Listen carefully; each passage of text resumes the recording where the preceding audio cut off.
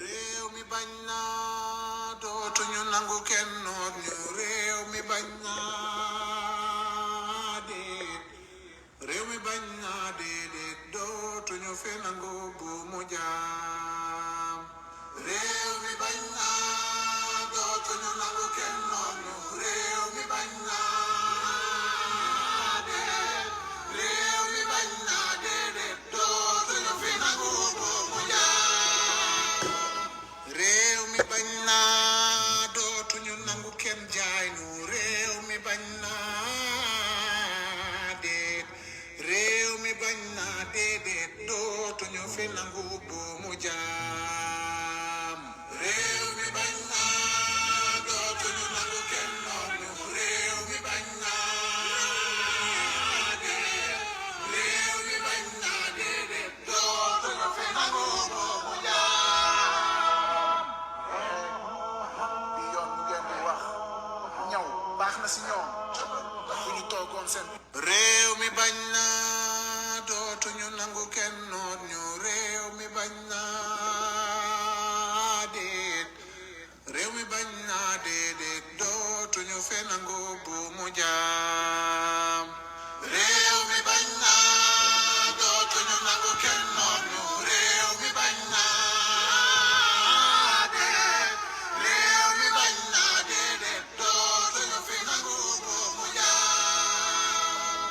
réew mi bañ naa dootuñu nangu kenn jaay nu réew mi bañ naa déet réew mi bañ naa déedéet dootuñu fi nangu bu mu jaam réew mi bañ naa déet réew mi bañ naa déedéet dootuñu fi nangu bu mu jaam réew mi bañ naa dootuñu nangu kenn jaay nu réew mi bañ naa déet réew mi bañ naa déedéet dootuñu fi nangu bu mu jaam réew mi bañ naa déedéet dootuñu fi nangu bu mu jaam réew mi bañ naa dootuñu nangu kenn jaay nu réew mi bañ naa déet réew mi bañ naa déedéet dootuñu fi nangu bu mu jaam réew mi bañ naa dootuñu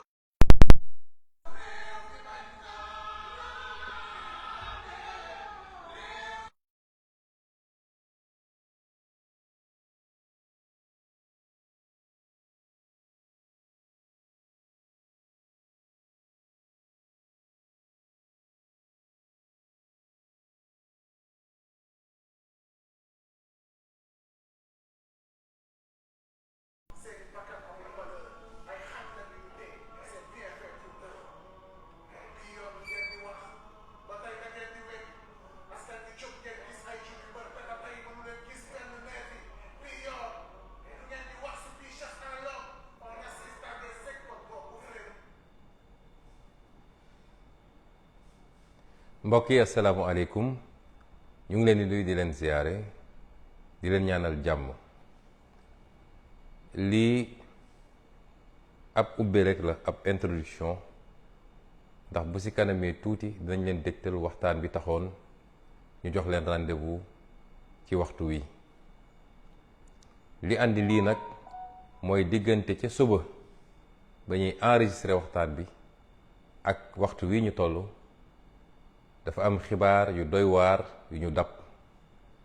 mooy xibaar bi nga xam ne mu nga xewee fële ci suñuy mbokk yu nekk Ngor ñu ne nag dinañu ubbee waxtaan bi ci loolu gannaaw bu ñu gërëmee sant suñuy nattaango leaderu Yewwi Askan Wi nga xam ne tey def nañu waxtaan wu am solo waxtaan ak sénégalais yi te jëmale ko ci suñu jëmm daal di feddale kóllëre ak xaritoo waaye surtout feddale diggante gi nga xam ne moo dox ci man ak ñoom ci li nga xam ne gëm-gëm la pas-pas la ak bëgg réew mi la mbokk yi li xew Yoff li xew Ngor ñun ñëpp ko gisandoo muy lu doy waar nguur boo xam ne day xëccoog askanam suuf soo xam ne matul sax hectare gën saa bëri ne nañ 6000 mètres carrés la mu koy xëccoog askanam ba mu jar violence bii nga xam ne ñun ñëpp gis nañ ko. nguur goo xam ne day xëccoog askanam lu tuuti ci suuf gannaaw bi ñu xañee askan woowu suuf su bari soo xam ne seeni maam ak seeni maamaat amoon nañ ko ba tey soo demee Ngor nit ñaa ngi dund ci xat goo xam ne ndax famille yi màgg na yaatu na ñu dagg suuf sépp séddoo ko ak jaay ko ba tey tuuti leen dese woon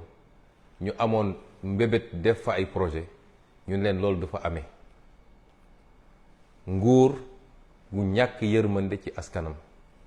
ba loolu andi lii nga xam ne Sénégal yépp a ngi koy gis àdduna bi yépp di ko gis muy dal ci kaw sa population. nguur goo xam ne lenn rek la xam diggante ak population bi mooy ku yëngu naa dal ci kawam naa ko tënc naa ko gaañ loolu yépp na ñu teg ko ci force restera à la loi fàtte ni nag force restera à la loi mooy doole day dellu si ci yoon fàtte ni yoon googu nag ñu jox doole yoon googu mooy yoonu askan wi du yoonu Macky Sall du yoonu Antam Diome du yoonu général Moussa Fall du yoonu Bokar Yàgg waaye mooy yoonu askan wi mbokk yi ku yërëmul sa askan mënoo ko jëmale kanam lii nag mooy li ñuy xeex bés bu ne ñu jàpp ni diggante Ousmane Sonko ak Macky Sall la waaye nii mu amee tey Ngor amee na noonu fu ne ci réew mi muy dëkku taax yi muy dëkku kaw gi bis bu ne ñu dal ci kaw ay population jaay leen doole amuñu fuñ ko jooytoo te li gën a yéeme ci li xew jamono ji mooy bu yi amee télévision yi Sénégal yi sax ñemetuñu ko wone ndax Macky Sall nee na leen bu leen wone su may noot sama askan bu ko kenn wone moo nem de France bee ñu ne démocratie la bu manifestation yi amee ak ni muy métti yépp télévision publique ak télévision privée yépp dinañ ko wone ba askan wi xam li xew tey bu dul woon réseaux sociaux yi ak yenn page Facebook yi sénégalais yi duñu xam li xew ci réew mi mën nañ fa tëj nit ñi gazé leen rey leen te kenn du ko yëg lii mooy li ñuy xeex bés bu nekk waaye nag ñu war cee jàngat lu bari waa Ngor dañu wuyu seen tur mooy nit ñu am ngor lañu ngor mooy dignité ku am dignité di nga jaar ci kawam waaye doo ko jaay doole doo ko noot doo ko takk bu mu jaam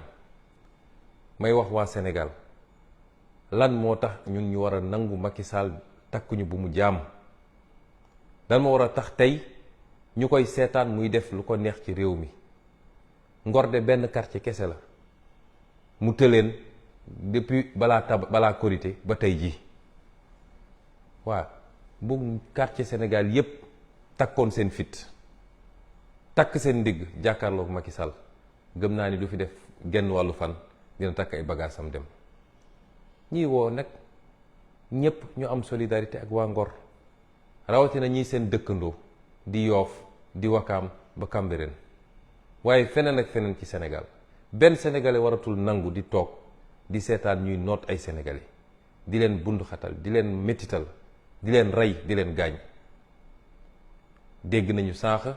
ab xibaar boo xam ne ñu ngi koy vérifié wu ñu ne ñu am na benn gone gu jigéen gu ci ñàkk bakkanam ñu ngi ñaan yàlla loolu bu mu am ndax nguuru Macky Sall li fi rot ci bakkan bëri na ci ay manifestation kese gis nañu ay image yoo xam ne yu doy waar la ay nit nekk ci ay plage ñu leen di tiire ay bal fetal te balaa Korité bi gis nañ fa image yu doy waar ay nit yor ay fetal nekk ci ay yoonu koñ di chargé di tiire ci kër yi mu fàttali leen li xewoon sama kër le 7 février 2021 nga xam ne ay alkaati la ñu gis ñu taxaw ci kaw ay toit di tiire njàmbaar nekkul ci loolu ma koy wax toujours suñu force de défense et de sécurité yi lañ leen formé ñi ngi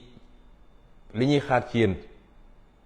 mooy bu ay samba boy wala ay terroriste wala ñu bon a bon jóge fële bëgg a dal ci kaw Sénégalais yi ngeen won ñu ni yéen a ëpp entraînement ci Sénégal ngeen won ñu yéen a gën a professionnel ay jàmbaar ngeen mais bés bu ne ñu yónni leen ci ay population désarmée ngeen di jaay ay commando mel ni Rambo bu nekk ci àllum Aziba du lii moo taxoon peuple bi jël impôt am di leen fay ak di leen former ngeen war a am yërmande ci seen askan te xam ni doole gi ñu leen dénk doole askan googu la du doole Macky Sall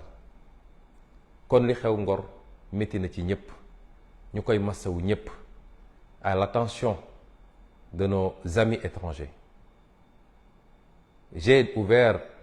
cette allocution par la situation qui prévaut aujourd'hui dans un quartier de Dakar qui s'appelle Ngor. Les images que vous voyez dérouler en boucle derrière moi se rapportent à ce quartier, où depuis plus d'un mois maintenant, des populations réclament un petit lopin de terre de 6000 m². Des populations qui ont été spoliées de toutes leurs terres ancestrales, qui ont été soumises à la course foncière qui prévaut à Dakar, où des lotissements ont été faits, partagés tout le temps par les mêmes, des politiciens, des hauts fonctionnaires, pour être revendus à prix fort. De sorte que ces populations aujourd'hui vivent dans la promiscuité dans leur quartier traditionnel. Et le petit lopin de terre qui leur restait leur est aujourd'hui enlevé pour soi-disant l'édification d'une brigade de gendarmerie, ce qu'il faudrait vérifier d'ailleurs. Et ces populations disent niet. Et la seule réponse que Macky Sall leur sert, c'est encore la répression, la violence et la brigade. Et les images qu'on a vues aujourd'hui, les images qu'on a vues les jours passés, sont indignes d'un État comme le Sénégal. Et Macky Sall use et abuse de la répression sous le fallacieux prétexte que force doit rester à la loi, ignorant que la loi, c'est le peuple sénégalais. Et ce qui se passe est déplorable. Et c'est cela l'objet de notre combat de tous les jours. C'est ces violences que nous subissons tous les jours. Beaucoup de Sénégalais ou certains Sénégalais ont pu penser que c'est une adversité politique simplement, que ça tourne autour de la conquête du pouvoir. Que nenni, on se bat pour des principes et des idéaux, pour que notre démocratie, pour que nos libertés ne soient pas confisquées par un homme boulimique de pouvoir, entouré de gens qui se sont enrichis sur le dos du Sénégal et des Sénégalais. Et aujourd'hui, nous constatons ce qui se passe à Ngor avec beaucoup d'amertume. Mais l'enseignement qu'on en tire, parce qu'en Wolof, Ngor veut dire dignité. Et ces habitants-là répondent bien au nom de leur cité. Parce que désarmés, même désarmés, ils font face à un régime arbitraire et délibérément violent. Nous appelons tous les Sénégalais à se solidariser avec le quartier de Ngor. Et le principal enseignement que j'en tire, c'est que si les Sénégalais se mettent debout, prennent leur courage à deux mains, il n'y a pas de force de répression qui peut les contenir. Et Macky Sall ne passera pas une journée de plus à la tête de ce pays. Si c'est un quartier qui résiste depuis plus d'un mois, imaginez ce que ferait le soulèvement de tous les quartiers pour résister à l'oppression.